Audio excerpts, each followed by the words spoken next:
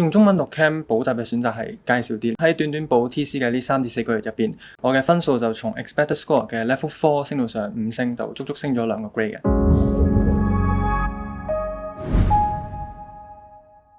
大家好，我係嚟自金文泰中學嘅 Safi。用中文讀 Cam 補習嘅選擇係介紹啲，因為好多補習老師其實佢哋都主要係教英文啦，然後佢哋嘅 source 咧大部分例係 by topic 啊或者 by year，佢哋都係英文 version， 但 TC 就唔同 ，TC 有齊中文同埋英文 version 嘅筆記啦、練習啊咁樣。咁我本身咧就認為 Cam 呢一科好難去拿捏個 marking scheme 要啲咩字同唔要啲咩字啦。咁但係喺補咗 TC 之後咧 ，TC 上堂嘅時候成日都會好，即係佢會用 highlighter 係咁 highlight 嗰啲重點字啦，又會用星號，即係會去打星星啦，對一啲 keywords 就不停咁樣叫我哋一定要寫，一定要寫。咁漸漸咁樣，我 long quiz 就答啱啲字啦，就唔單止係答得準，仲要寫得比以前少咗，但係精準咗，所以最尾DSE 考出嚟都攞咗個唔錯嘅成績。TC 上堂咧就係快很準，佢直接就同我哋講重點，然後咧就俾練習我哋做，所以我覺得呢種咁 intensive 嘅 training 先係最適合我嘅。我會推介 TC 俾一啲想追求效率又想 aim high 嘅學生啦，因為